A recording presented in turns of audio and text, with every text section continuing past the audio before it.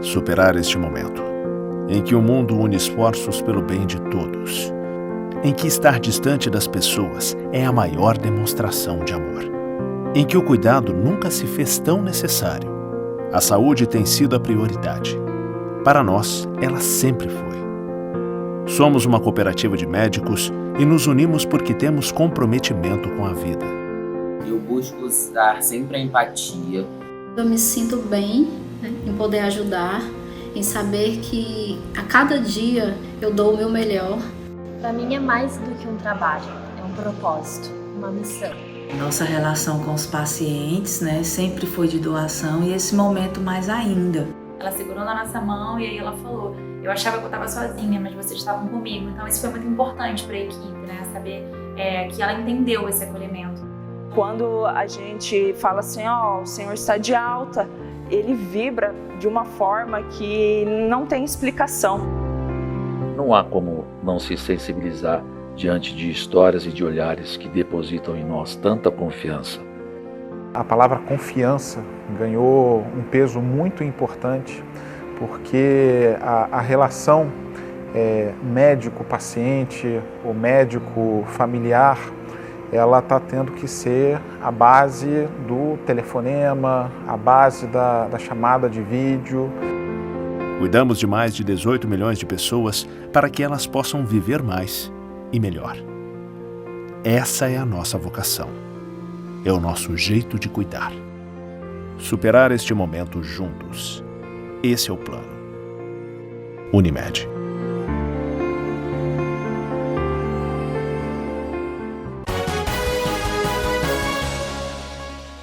Olá, quinta-feira, 13 de agosto. Confira os destaques desta edição. Acompanhe o comentário político do jornalista Marco Antônio Geibe. Bandeira vermelha e a nova rotina da indústria em Erechim. Polícia Civil e Brigada Militar elucidam atropelamento com morte no trânsito de idoso. Essas e outras notícias você confere agora no Jornal da TV Erechim. Na tarde de quarta-feira, em uma ação conjunta entre a Polícia Civil e a Brigada Militar desta cidade, foi identificado o autor do atropelamento de trânsito por uma motocicleta ocorrido na manhã de terça-feira, que vitimou um idoso. A vítima foi hospitalizada em estado grave devido aos ferimentos, vindo a falecer pouco tempo depois. O autor do atropelamento fugiu do local sem prestar socorro. Logo após o ocorrido, policiais da 2ª Delegacia de Polícia de Erechim, em ação conjunta e integrada através de troca de informações com a Brigada Militar, intensificaram as investigações a fim de identificar o autor do fato. Sendo o autor identificado, o qual não era habilitado, confessou a autoria e a motocicleta foi localizada e apreendida. Salienta-se que, além dos esforços empreendidos pelas polícias para a identificação desses delitos, a instituição destaca a importância da participação da população em dar informações, mesmo que no anonimato. Erechim está na bandeira vermelha. Após tentativa do Comitê da MAU em reverter a bandeira em nossa região, o pedido não foi acatado pelo senhor governador. Acompanhe agora o comentário do jornalista Marco Antônio Geibe sobre este assunto.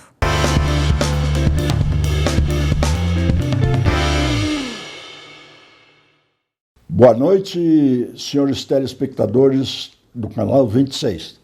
Estamos aqui de novo para falar claramente com você. Desta vez é para trazer o comitê de crise, as bandeirinhas do senhor governador. A vermelha, a laranja e a amarela.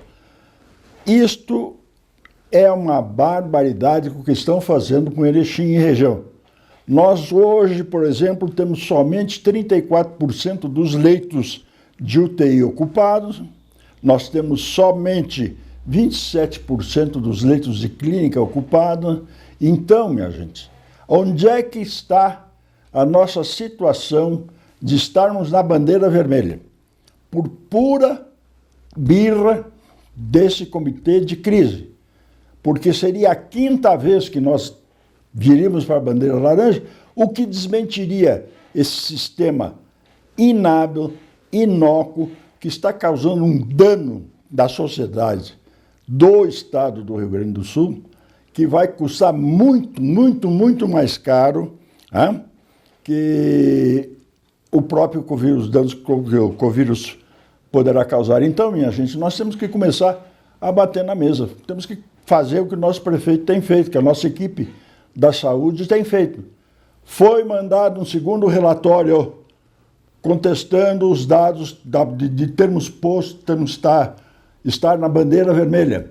O que aconteceu? Seguinte, o comitê aprovou que nós deveríamos voltar para a bandeira laranja. Simplesmente o senhor governador ainda não assinou e com certeza não vai assinar.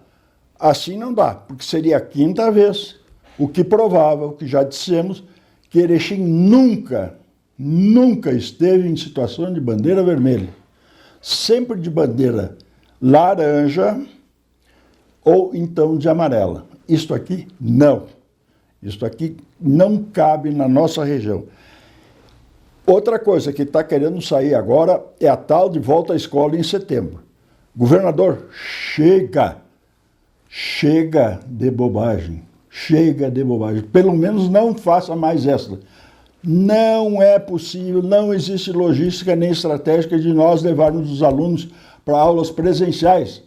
Nós estamos montando um novo sistema para contaminação da população. Os pais e mães e avós que levam as crianças aos colégios, que buscam as crianças nos colégios, isso não é aglomeração? Então, o que é aglomeração? Bom, meus amigos, pode parecer brincadeira para vocês, mas eu hoje acabo de instalar um comitê de crise aqui. O comitê de crise sou eu.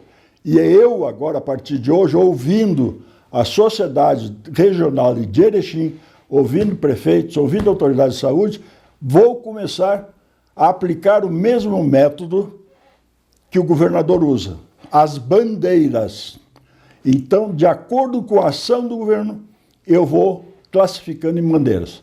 E, para encerrar essa nossa conversa, tá? Nós teríamos... pedir de novo, não façam aglomerações. O resto vai embora. Outra coisa, flexibilizar um sistema da bandeira vermelha, o pessoal trabalhar das 9 às 3 horas da tarde, das 10 às 16 horas da tarde, mas isso é brincadeira, senhor. Isso é brincadeira, é uma falta de respeito com todo mundo. Porque vocês acham que a comunidade, que a sociedade é palhaço que pode estar indo e vindo, e abrindo e fechando, né? Então, vocês têm o salário garantido. O empresário não tem. As pessoas precisam sair. As pessoas precisam de se vestir, de comer, de ir no médico, ir na farmácia, enfim. Uma série de coisas. Porque sempre disse, o problema não é sair. O problema é como e quando sair. Sempre com a sua máscara. Esta é a situação da nossa sociedade. Senhor governador, senhores comitê de crise do coronavírus, por favor, caiam na real. Mudem esse sistema para, no mínimo, 15 dias. Porque a cada 3 dias, 4 dias, mudando, não tem quem aguente. Então, por favor, governador, mude, porque senão Vossa Senhoria estará de acordo com o nosso comitê de crise criado com a bandeira preta. O senhor entendeu? O senhor está com a bandeira preta. Faça alguma coisa para ficar na laranja, para ficar na amarela, para ficar na vermelha.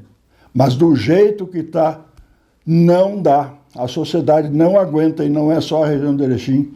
A sociedade não aguenta, a economia do Rio Grande do Sul não aguenta mais esse sufoco desse governo. O que estão querendo fazer? Acabar com o Rio Grande, que já está periclitante? E outra coisa, o que foi feito com os 522 milhões da terceira parcela dos recursos para ajudar a economia do estado do Rio Grande do Sul em relação às perdas do Covid? Seria bom que Vossa Excelência viesse às redes sociais, à televisão, seja onde for, e dissesse o que fez. Porque ali, nesses 522 milhões, tem 68 milhões para a saúde, para tratar o coronavírus. E o resto o senhor pode usar como quiser. Bom, muito obrigado a todos, mais uma vez, falando francamente. O Comitê Municipal de Situação de Emergência para a Covid-19 autorizou o Ipiranga e o Atlântico a realizarem jogos em Erechim. Os pedidos foram avaliados na reunião realizada no último dia 7 de agosto.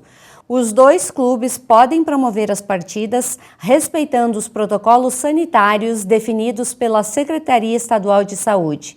O Ipiranga protocolou o pedido para a realização de jogos pelo Campeonato Brasileiro da Série C, no estádio Colosso da Lagoa, e teve o pedido deferido. Já o Atlântico solicitou autorização para a realização de jogos da Liga Nacional de Futsal, com o início previsto para o dia 21 de agosto, com participação de equipes do Rio Grande do Sul, Paraná, Santa Catarina e também Minas Gerais. O pedido também foi aprovado. As partidas serão com portões fechados.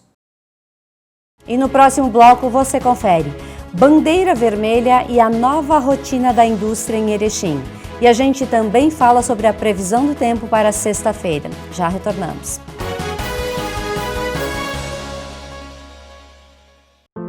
Superar este momento, em que o mundo une esforços pelo bem de todos, em que estar distante das pessoas é a maior demonstração de amor, em que o cuidado nunca se fez tão necessário. A saúde tem sido a prioridade. Para nós, ela sempre foi. Somos uma cooperativa de médicos e nos unimos porque temos comprometimento com a vida. Eu busco dar sempre a empatia. Eu me sinto bem, em poder ajudar, em saber que a cada dia eu dou o meu melhor. Para mim é mais do que um trabalho, é um propósito, uma missão. Nossa relação com os pacientes, sempre foi de doação e esse momento mais ainda. Ela segurou na nossa mão e aí ela falou, eu achava que eu estava sozinha, mas vocês estavam comigo. Então isso foi muito importante para a equipe, saber que ela entendeu esse acolhimento. Quando a gente fala assim, o Senhor está de alta, ele vibra de uma forma que não tem explicação. Não há como não se sensibilizar diante de histórias e de olhares que depositam em nós tanta confiança.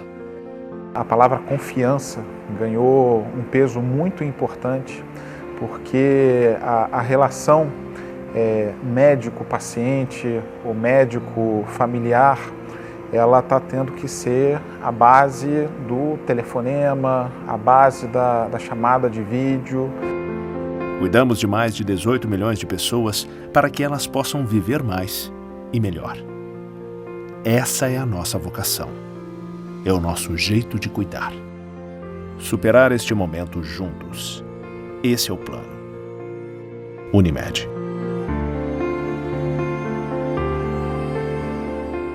No Master, o inverno tem sabor que nos une. Ofertas quentinhas para toda a família.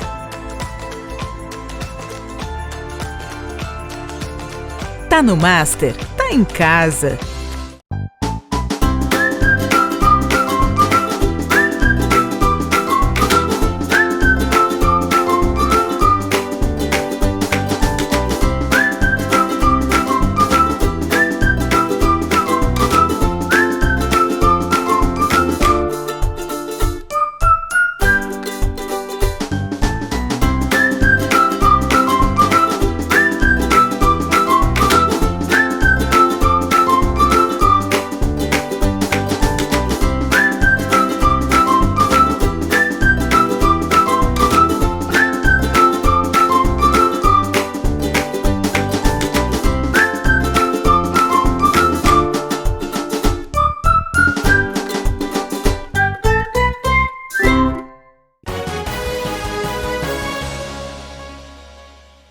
E durante a tarde de quarta-feira, uma guarnição recebeu informações que uma motocicleta tripulada por 2 indivíduos estariam em atitude suspeita transitando em velocidade baixa e olhando para o interior do presídio estadual.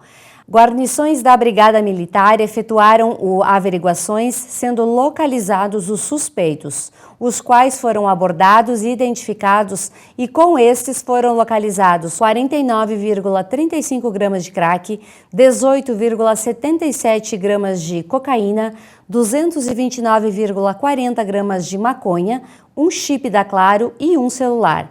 A motocicleta estava com o chassi raspado e a placa continha uma fita adesiva. Em consulta ao sistema informatizado, foi constatado que um homem de 27 anos de idade constava em prisão domiciliar. Diante dos fatos, foram presos e encaminhados à delegacia de polícia, onde foi lavrado o auto de prisão em flagrante, sendo ouvidos e encaminhados ao Presídio Estadual de Erechim, local em que devem permanecer à disposição da Justiça. Um dos setores que deveria estar colhendo frutos do primeiro semestre é a indústria, mas este ano, em virtude da pandemia, os números não estão tão favoráveis como se esperava. Para falar sobre a indústria de Erechim, convidamos o diretor-presidente da Unindústria, Antônio Carlos Carbonari Júnior, para esta conversa. Júnior, esse ano nós tínhamos a expectativa de alavancar as vendas, a indústria se destacar, o comércio também se destacar, e de repente veio a pandemia do Covid e tudo parou, tudo se estagnou. E agora a gente começa a ter uma recuperação, mas ainda muito lenta. Eu gostaria que tu falasse um pouquinho da nossa realidade aqui em Erechim. Primeiro eu queria agradecer, né, o convite e todos os espectadores da TV Erechim, né, e falar que nesse momento, principalmente aí que a gente vive de pandemia, né, que apesar de a gente ver que alguns lugares o pico já deu uma estagnada, nós vemos ainda que tem ainda bastante caminho a percorrer, né. Então nós vemos assim que esse ano realmente nós estávamos assim muito felizes, a indústria, o comércio, o serviço, do aumento, né, do incremento de faturamento, de vendas, e realmente pelo motivo do Covid não houve, né.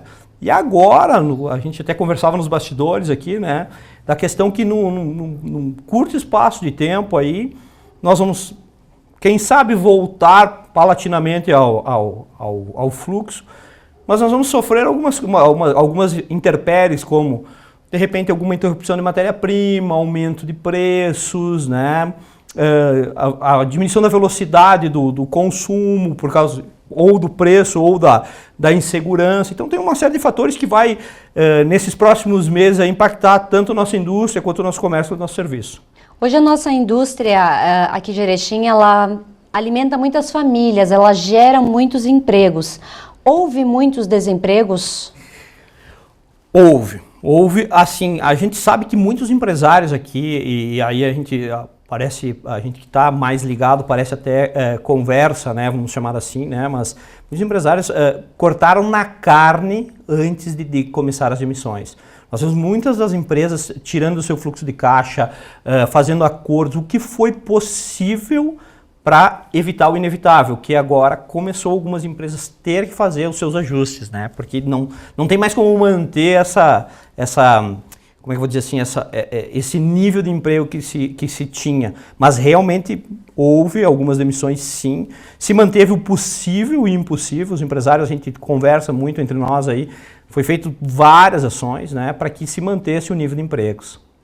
Redução de jornada também houve na indústria? Houve. Há empresas que estão ligadas na indústria que trabalhavam de quarta a sexta-feira.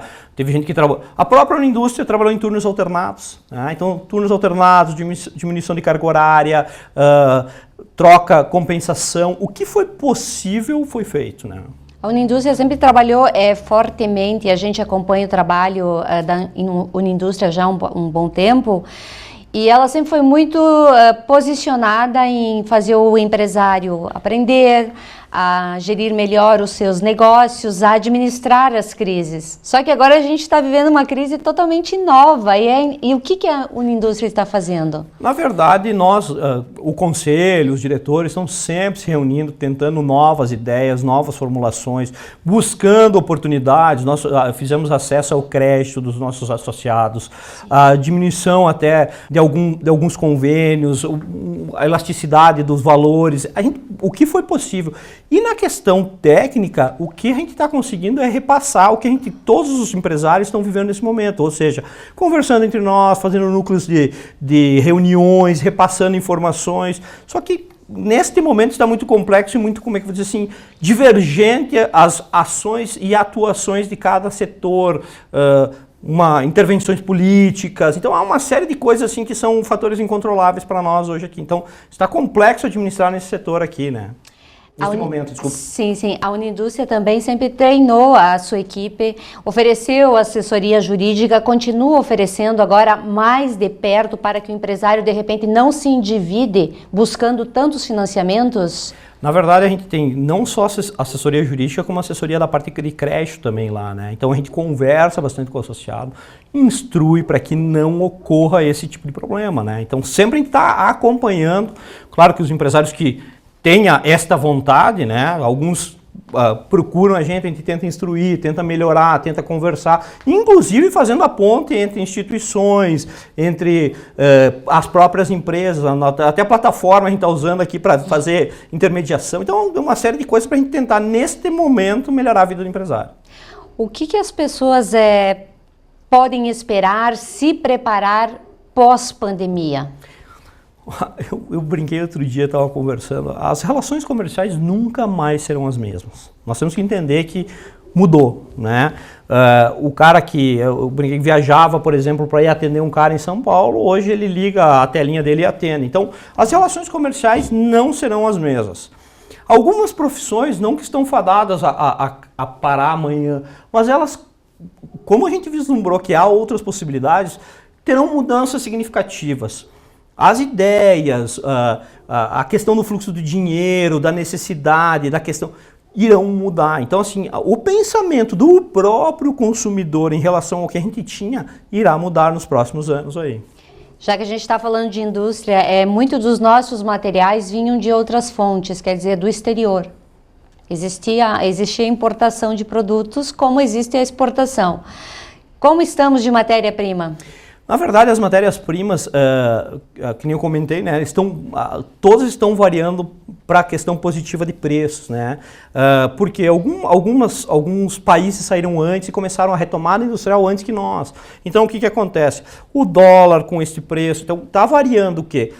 A matéria-prima nacional indo para o exterior e a matéria-prima internacional, chinesa, tendo um fluxo mais na parte norte mundial. Então, o que nós estamos tendo aqui? Provavelmente nos próximos meses vamos ter aumento de preço e alguma falta de matéria-prima. Pode ocorrer sim. Agora, o fluxo existe, a produção continua acontecendo, agora o que se mudou foi a relação entre elas, né? A relação comercial, o fluxo da mercadoria, né? Diante de toda essa pandemia, muitos empregos foram ceifados. Mas isso não quer dizer que as pessoas têm que parar de se qualificar. Este é o momento de investir em novos cursos, novas habilidades, até mesmo para, de repente, voltar na mesma empresa com outras capacidades? Isso que tu comentou agora é de suma importância, né? Na verdade, o que a gente vê, alguns setores, por exemplo, que a gente vê aqui, a questão de serviço, da questão do colaborador na questão de informática, de tecnologia, esse profissional sumiu do mercado.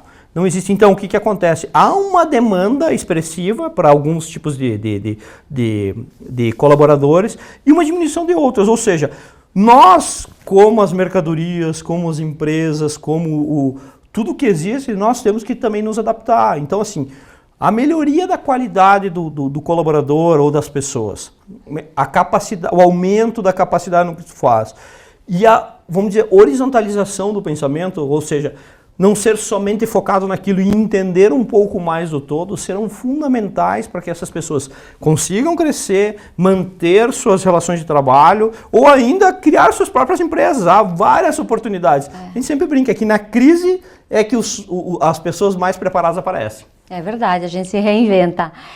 A Unindústria dá esse apoio para, de repente, alguém que saiu da indústria e quer montar sua própria empresa? Como é que ela faz? Na verdade, assim, a gente é mais focado sempre aos associados, mas a gente está aberto ao público em geral, né? Sim. Todos que forem nos procurar serão muito bem recebidos, logicamente, né? E a Unindústria, sim, prepara, tem toda a capacitação, que nem, uma coisa que tu nos colocou agora no início da entrevista aqui é que nós temos, na verdade, em nosso cerne, a questão de estar preparando todo o empresariado para a gestão. Então o que a gente quer? Que o empresário, não para ele comprar equipamento ou para pegar dinheiro, para fazer a gestão do seu negócio. Então a gente cada vez mais está preparando cursos, técnicas, apoio, viagens. Diminuímos a velocidade, mas não paramos com esse processo. Se fala muito dos processos robotizados. Será que seremos substituídos por máquinas? Em alguns lugares, sim. Agora, eu quando estava na faculdade, já meus cabelos brancos não me deixam mentir minha idade, né? Falavam, não, o vendedor vai ser extinto. Eu, como trabalho com isso também, nós não fomos extintos, tivemos que nos adaptar. E muitas profissões serão substituídas, sim, por robôs, mas abrirão portas novas para outras oportunidades, outros segmentos, novos tipos de serviços ou empresa. Então está muito ligado ao que você está buscando no mercado, o que está aparecendo, a tua velocidade e o nível de adaptação que você tem. Júnior, 2020 praticamente a gente pode dizer que não vai produzir muita coisa. A gente tem que tentar manter o que está fazendo e sustentar as nossas empresas. Mas 2021 já está praticamente aí, né? Se tu parar para pensar, estamos em agosto, faltam 4 meses e meio para terminar o ano já. 2021, a Uniindústria já está se mobilizando, já está preparando missões internacionais, missões nacionais, para que os seus empresários vejam de perto empresas que se modernizaram? Ah, com certeza, né? Nós estamos com 2 grandes projetos, um está já no processo de criação, o outro está no embrião ainda, que eu posso já antecipar, que é uma cooperativa de compras, ou seja, nós vamos nos unir para comprar com maior velocidade, com maior clareza para os empresários e, claro, beneficiar a própria região que a gente está instalado. E um segundo projeto também de um grande tamanho, de um grande porte, vamos chamar assim, para 2021 deve estar saindo do papel aí, que a gente vai trazer notícias bastante interessantes, não só para os associados, mas para a região e a comunidade em geral, assim. Com certeza. Uma reclamação bastante constante dos empresários é uma falta de aeroporto aqui em Erechim. Porque o deslocamento, às vezes, ele se torna muito demorado. E nesse tempo ainda que a gente precisa de agilidade, até para não correr risco de contaminação, um aeroporto faz falta aqui. Será que os empresários vão poder se mobilizar em ação? Eu vou dizer para ti assim que isso é um pensamento meu, tá? Que o aeroporto, nós já tivemos várias tentativas. Como os aeroportos de Passo Fundo e Chapecó cresceram bastante, o nosso aeroporto não sei se teremos apoio governamental, político para a saída dele. Sim. Certo? Acredito que nós tenhamos outras opções, que a gente possa fazer grandes investimentos na questão de infraestrutura, mas o aeroporto não creio que seja uma saída, pelo menos não a curto prazo, tá? Sim. Apesar de vários anúncios, tudo não me parece, porque a gente vem há vários anos ouvindo de vários anúncios, de várias empresas, mas efetivamente não ocorreu, né? E não creio que a curto prazo vai ocorrer. Obrigada por ter vindo ao nosso jornal para a gente conversar um pouquinho e colocar as pessoas a par da situação da indústria aqui em Erechim. Apesar dos pesares, a gente está sobrevivendo, está tentando se manter no mercado e, se Deus quiser, vamos continuar. Tenho certeza disso. O povo de Erechim e toda a região que a gente faz parte, tenho certeza que é um povo batalhador, que não desiste nunca, está sempre aí e vamos colher bons frutos. Assim, é na dificuldade que a gente vai crescer e eu tenho certeza que nós aqui, daqui um pouco no próximo ano, eu posso ter a oportunidade de vir aqui e ter um texto totalmente diferente e muito mais positivista. Obrigada. Obrigado a vocês. E a quinta-feira, novamente, o tempo amanheceu molhado em Erechim, porém as temperaturas continuam altas. Isso significa que a chuva não vai dar trégua para nós. Vamos acompanhar a sexta-feira? Na sexta-feira pela manhã, uma mínima de 11 graus, a máxima de 19, a média do dia deve ficar em torno de 15 graus, a umidade do ar 90%, vento 7 km por hora e chuva ainda temos previsão de 7 milímetros. Pelo que a gente andou consultando aí nos mapas meteorológicos, essa chuva permanece aqui em Erechim até o sábado. No sábado a temperatura começa a cair e no domingo esfria razoavelmente e a chuva vai embora. Pelo menos no domingo vamos ter sol novamente. E a todos que nos acompanham, o Jornal da TV Erechim fica por aqui, mas a gente continua lá nas redes sociais. Siga a nossa página no Facebook, no YouTube e também lá no Instagram. E fique por dentro dos nossos programas e reveja as nossas matérias. A todos vocês, uma boa noite.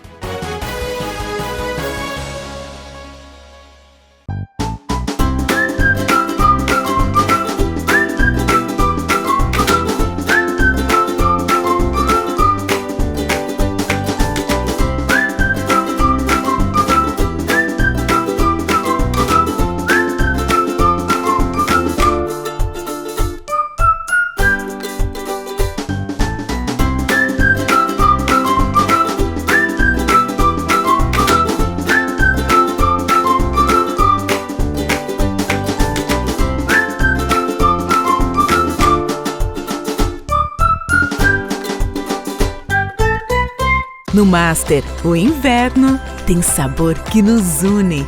Ofertas quentinhas para toda a família.